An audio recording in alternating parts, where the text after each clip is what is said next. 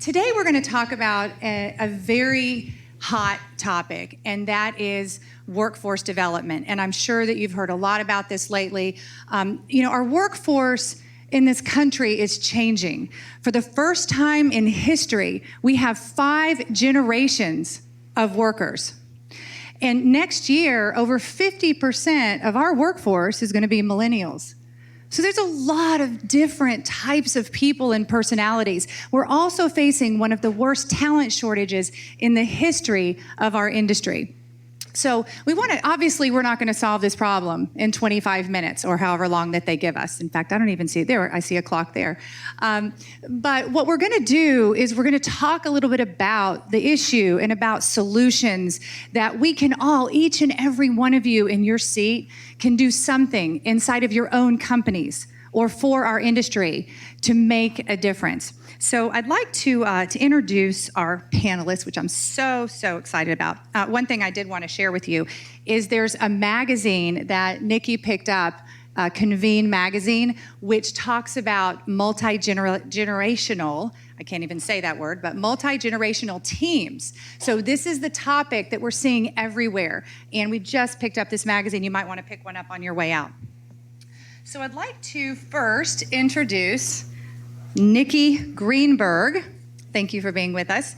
Nikki Greenberg is the founder of Women in PropTech. You just heard about PropTech, and you're going to hear a little bit more about that today. So she founded Women in PropTech.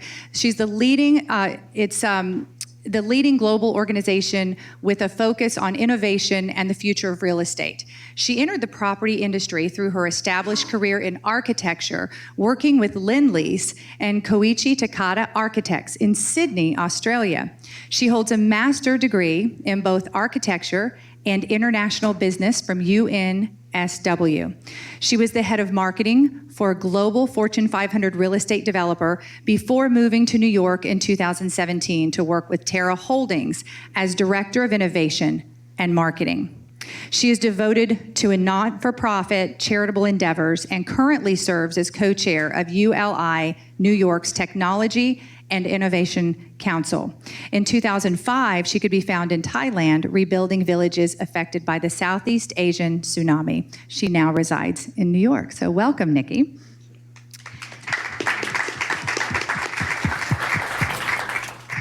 And next, very excited to welcome Steve Yapsuga to the panel today. Steve is a marketing channel strategist and tech entrepreneur.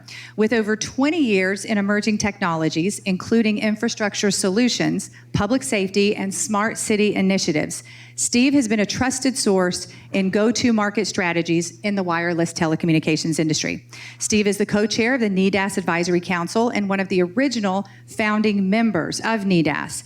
Steve is a 10-year board member of the Maryland, D.C. Wireless Association and Emerging Technologies board member of Dense Networks and Smart Cities. It's a Smart Cities social think tank. For the past 2.5 years, Steve is the director of sales at COMBA Telecom, a global wireless solutions company with U.S. offices in Silicon Valley. Steve received his Master's of Business Administration from Loyola University of Maryland, and of yesterday launched NEDAS Live, which I was a part of. Thank you, the new podcast. That was awesome. So welcome, Steve. And Thank you. I'm very excited that Dr. Kent Wessinger is here with us. I heard him speak in an event, maybe 6-7 weeks ago, and I said, you have got to fly to New York and speak to this group. In fact, if one of you could step out of the room and just tell everyone to get back in here, because you're going to hear something, please do, seriously, because you're going to hear something very special today that you've never heard at any event in the wireless industry, okay? And what we're going to talk about is going to be very unique with unique speakers. So Kent is the CEO of the Create to Elevate Research Lab, an MBA entrepreneurship faculty member at Galen University in Belize, director of millennial research for Red Rock Strategic Partners, and a keynote speaker at over 30 conferences per year. He has a PhD from Prescott College in sustainable education with a research emphasis in economic sustainability within structures suffering from workforce migration. He has a Master's of Arts in Practical Theology from Regent University and a Bachelor of Science in Business, management from Kennesaw State University. Wow.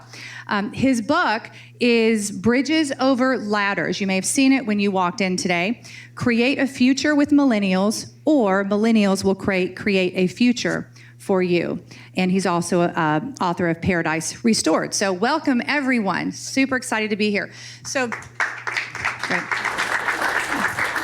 let's talk about the current state of the workforce and the challenges that we're seeing. Steve, would you like to lead us off? Okay, sure. So I guess I'm a Gen Xer, so naturally I have angst and resentment. No, well, I mean, that's just, in terms of a Gen Xer, that's typically what you'd feel. But I think when I'm looking at the scope of things, if you look around this room, you can ask everybody who's been promoted at least, more than once, who's been in either middle management or upper management. And I think that if you ask them how they got to where they are today in our industry, everybody has got a different story. And that is really concerning for those who are new into the workforce in high tech. Those that are moving into the 5G world and trying to find a path of where they need to go, it's very, very difficult. And I think the other problem is now companies are leaner. They have less people. There's less people doing more. And because of that, now what do? Where's the mentorship? There's a lack of mentorship. There's a lack of guidance. And so, when you're talking about millennials and now Generation Z, because now Generation Z is just coming in because, we've got, for Generation X, there's only about 50 million of us. Baby boomers, there's about 80 million. Millennials, you've got about 85. And then you've got Generation Z that's got about another 80 plus million. So, we're kind of like teetering here, but the problem is this mentorship. And so that's a major concern that I have. Can I jump in defense of millennials? I feel like we're all having to announce, admit to what generation we're from and apologize for it in our mentalities. But I think what Steve's describing is that a way of getting into a role as a linear process. For us millennials, I'm going to embrace it. We're of a generation where we have access to a lot of information through the internet, which means that we don't need to specialize in one thing. We can have information across the board. So that linear pathway into a certain profession is not something that we're scared of. It's something that we do want to be a jack of all trades, a master of none. But I do understand that the difficulty is when you do need somebody that is highly technical and highly specialized, how you do find that person. And absolutely, it has to come through training in-house and that passing on of knowledge. Thank you, I appreciate it. Kit, can you tell us a little bit about your work and your research, please? Sure. The U.S. Census Bureau defines millennials as someone born between 1981 and 2000. As a matter of fact, if there's a millennial here, would you please raise up your hand? For a minute, it might get a little uncomfortable, but I will tell you that my research project is probably your closest friend. And I developed the research project because I was concerned about some observations that I had made, that most of the material that I had read, that I had found, that C-suite executives, managers, leaders were using to develop trajectories of growth for their millennial workforce were based on a very small scope of observation.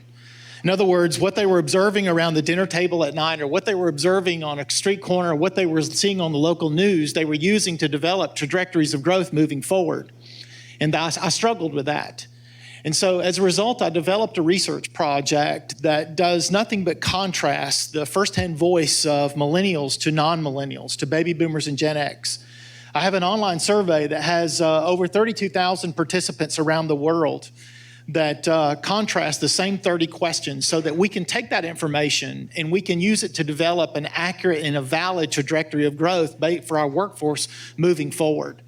Because I'm very concerned that a lot of the material that I see written, that I see published on Amazon, that I see published around the world on this millennial workforce, I'm concerned that if people are using some of this small scope information, that 5 years from now, they're going to find a faulty structure that is going to implode. And so the reason for this research project is to give you a tool so that you can use, a step-by-step tool so that you can use and show you how to develop a millennial workforce in contrast, because there is a great conflict between the millennials and the demographics before them, so that you have a tool to accurately and validly develop a trajectory of growth moving forward with this workforce. Okay, wonderful. Well, we're talking about training, but I think we have to look at the landscape here. I mean, if you've seen Brendan Carr, FCC commissioner, talking about we've got over 200,000 towers in the US. And when we're talking about the growth for 5G, he's saying that we're gonna need a 100x deployment, which would result in 20,000 new tower workers, just tower workers alone, that we need for the workforce. So, back in the day, we would go to school, we get a job, and we don't go back to school. But what's happening now is people have to continue to relearn. They have to go back, and whether it's gonna be re-education or whether it's gonna be apprenticeships, there's gotta be something that helps bridge that divide. And we're starting to do apprenticeships, but we've gotta do a much better job. Well, I think there's another way of looking at it, actually, and I think it comes down to how do we consume information? Where do we find information? And, we traditionally talk about reskilling, about studying, about going to a course, etc. But, think about it. Where do we get our news from? And a lot of it is actually from online. How do you learn to cook? You watch YouTube. So maybe it is about making more palatable, consumable content that's accessible to people to get that bite-sized nugget bit of information. If I have a technical problem trying to fix my, my email program or whatever, I go onto Google. So maybe we need to rethink this. There are some groups out there that are starting to make some nice, first steps. I mean, nobody's crushing it by any means, but I mean, I would say, for WIA, for example, TIRAP, they're starting to make some initiatives for education. There's some community colleges. We can certainly talk about workforce with NEDAS, but I think that some of the things that we're doing for example, here, we've got NYU Stern, our workforce committee, from Aubrey Blosser from Microsoft. She's pushing the initiative for workforce at NEDAS. And so one of the things that we're doing is we've got NYU Stern grad students here, which is kind of that first step, because I think that, again, what's the net result here? The net result is turnover. And you've got to bring in new people. There's a major cost for having to hire new talent instead of having this turn and burn. So we've got to be able to figure out a way to be able to create a better mousetrap. The research project shows us that the average baby boomer stayed on the job an average of 19.1 years. The average Gen X stayed on the job 9.2 years. The average millennial is staying on the job an average of 16 months. There's a question in the survey to C-suites and management that asks, what does it cost to replace one millennial employee in the tech field? The number one answer is $38,000 per millennial. So when you factor that $38,000 over, let's just assume, we'll go back to baby boomers and say over 19.1 years, we're not talking about a massive amount of money. We're talking about 9.2 years for Gen X, we're still not talking about a massive amount of money. But when we're talking every 16 months, we're talking about a monumental source of money that must come from somewhere. And it's not being embedded in the trajectories of growth moving forward. And so then the question becomes, if the retention rate is only 16 months, and by the way, there's another caveat to that, the average millennial is already submitted a CV, a resume, an application at the 12-month mark if they identify they're not getting what they anticipated or what they want to receive in the particular structure. But the most important question of that is how do we retain those millennials? How do we get past 16 months? And it goes back to something that Steve mentioned at the beginning. The most emphatically answered question, and I will say shockingly surprised question in all of the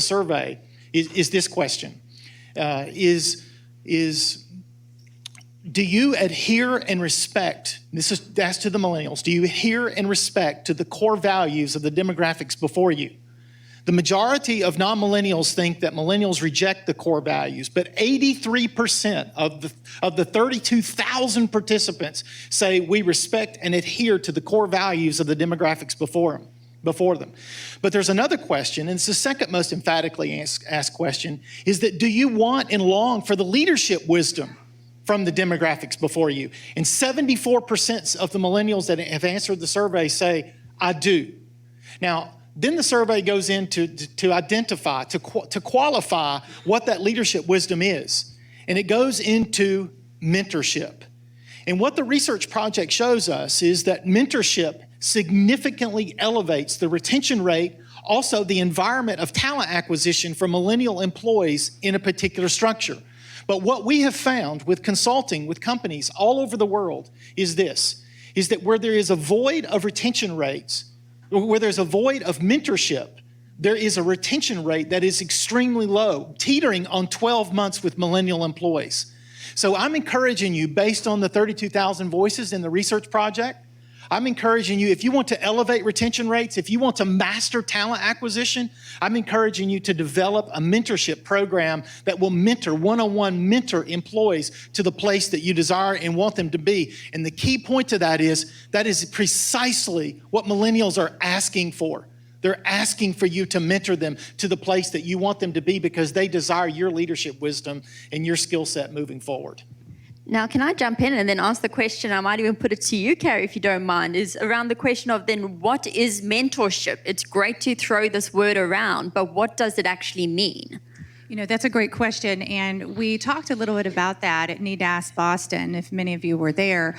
But I think it's a question that we all need to ask ourselves. You know, what is mentorship to us and as a company, as a leader, and what are specific action items that we can take, that I can take to be a mentor or to ask for a mentor? So let's talk a little bit about that. You know, how can the audience, every single person in that chair, become a mentor or ask for a mentor? I think there's a couple different ways. I mean, earlier before you're talking about, we were talking about money and obviously the spend. And Cisco, for example, they're going to spend $5 billion over the next 5 years for 5G.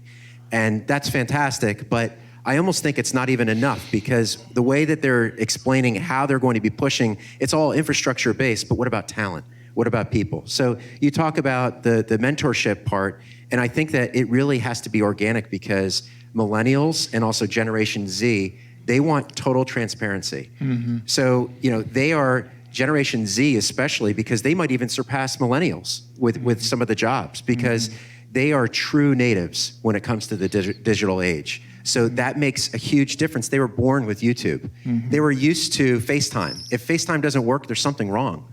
So that changes everything. So it's grassroots, the expectation of transparency, but then also I think you have to have that one-on-one time, like you said. I'll share with you all a concept that I heard of that I actually find quite interesting, and it's the idea of 180 mentoring, where it's also mentoring up. Because what happens is, you know, as you talk about the Gen Z, they're born digital. I know I'm saying Z instead of Z. I love it too. It's Gen Z. But, you know, because there's a lot that can be learned, both up and down. There's definitely at the executive level, there's a lot of knowledge, experience, professionalism that can be learned.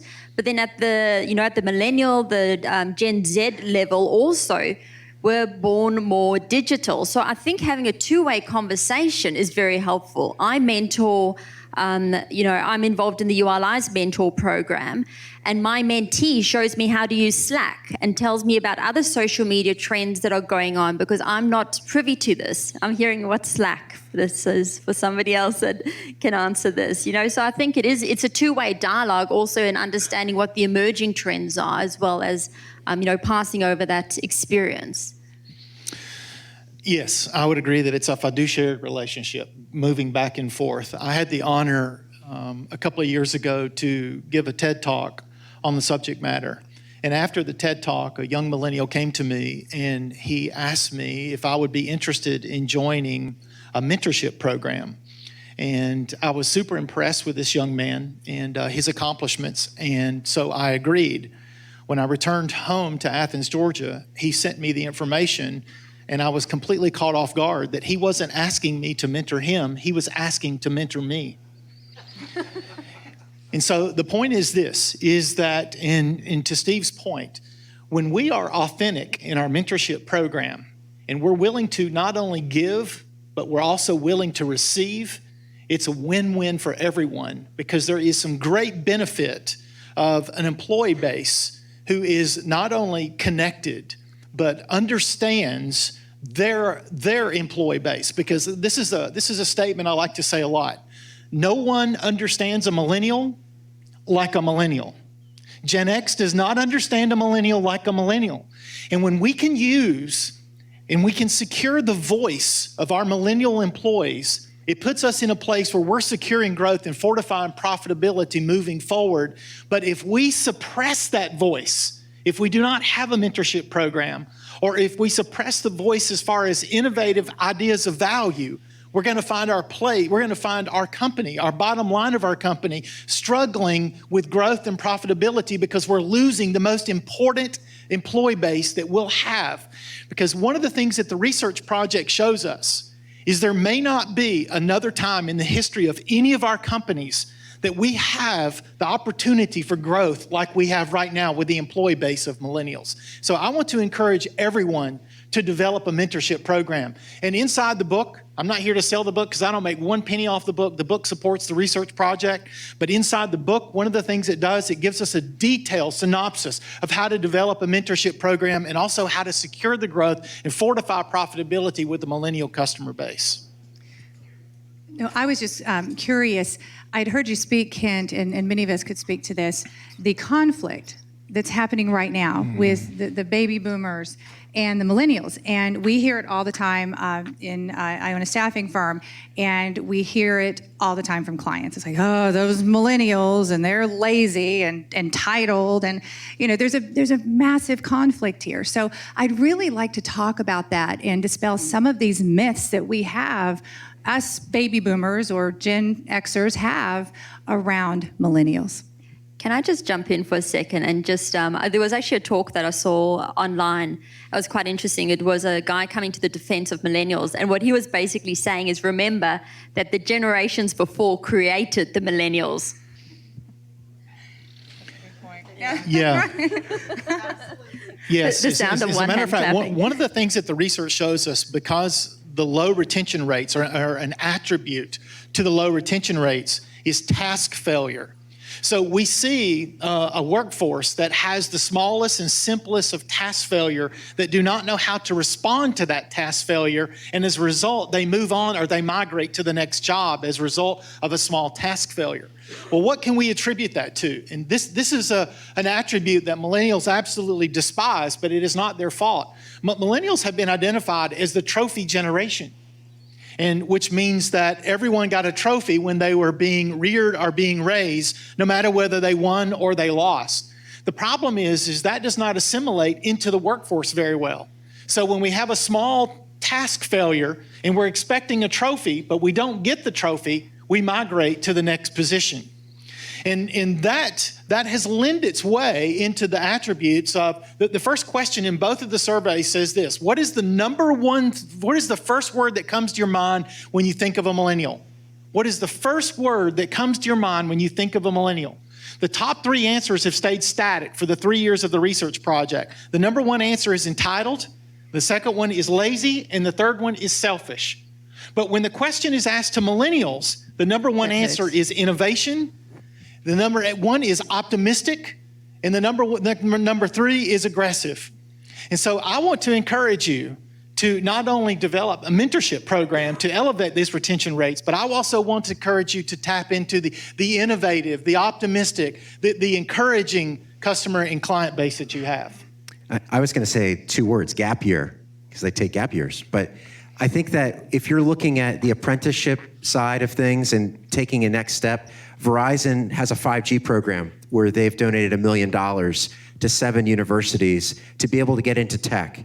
And I think if you look at the incubator type processes and having this apprenticeship opportunity, it's almost like we're the Mike Rose of 5G.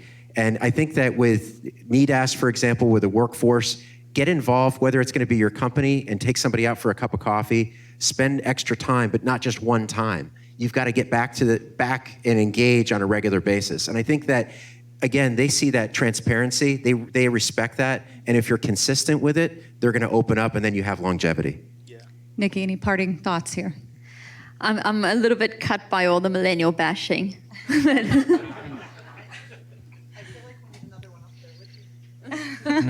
That's wonderful. Well, thank you very much, panelists, and thank you for attending and listening. I definitely want you to take a moment to speak with the panelists. Dr. Wessinger is going to be in the back. There's a table here where he's available to you. He's going to be here all day, all night, and all day tomorrow, and just get together with him and get your questions answered. So thank you very, very much for being here. Now, hang on. Before we, that's very bright. We're going to do literally one question while we still have you trapped up on the stage. I'm going to toss this over to Gary. Okay. Hey guys, my name is Gary Terrell. I have to say, Nikki, I love your passion. I have several millennials myself, and I actually hire a lot of millennials. We're actually finding, and this debate's great from your research, your approach, Steve, Carrie, industry. We're finding at the large scale that, it's not so much catering, okay? And I'm seeing the turnaround, when it comes to stress. My father used to call it the paddling effect, okay? If you knew you had to fail and you knew failure was your option, were you willing to own up to the responsibility? And my problem is, at work, when I reach to that point, and it might not just always be millennials, but right now, when I'm looking at the future workforce, millennials being 50% of it, how do we teach them old-fashioned core values? It's okay to fail. Celebrate failure. Celebrate failure more than one time. Eventually, you'll celebrate success. My problem is, and I love to talk to you about this, is I can't celebrate failure because their phone doesn't explain that to them. And more importantly, when I do mentorships, I make them leave their phones outside, okay? For the first half hour, I will bore them to death, purposely, all right? The next half hour, I'll start asking them questions. You went to college for a CCIE, okay? I paid $220,000 for a CCIE. I'm gonna pay you $60 because you're too dangerous. You're coming out of college with a CCIE, and all of a sudden you gotta realize in 3 years, you're not a CCIE anymore because you didn't jump out of college and you weren't taught that, hey, college is over, time to start over again, because in 3 years, my life will change, and salary's not it. I went to college to get a CCIE and my BS, and now I just went to college and got a BS because my CC is no good. And Let's go ahead and answer the question, I think. Yeah. so I'm sorry. I'll keep the answer brief, but what I do with my interns is I let them fail, and I let them fail royally, but I'm there to support them. If they haven't finished something in time for an important meeting, I ask for it. I say, look, we actually needed it, deadlines are important. Just so you know, the client's going to go berserk. I'm going to let it happen. I'm going to take the blame for it, but you can see why it's important when they go berserk. And once they see that, I take the blame on their behalf, then they get, yeah, it kind of matters. What I can say from our side is we're opening up to more universities. So with NEDAS, DC, same thing with NYU, Stern, we're going to be doing the same thing for future events. So continue to bring them in, give them a platform. I wanted to name the book based on the research project because I have 3 millennial children and I would not have seen this before the research project, but I wanted to name the book The Greatest Generation, the greatest workforce generation that we've known in our lifetime. And so I want to encourage you to recognize that we sit in front of a great opportunity with a workforce that's willing to grow and willing to learn and is not rejecting our core values or our leadership wisdom moving forward. Is that it? And now you may make your official thank yous. Very good. Thank you again, everyone, and have a great rest of the day. All right. Thanks so much.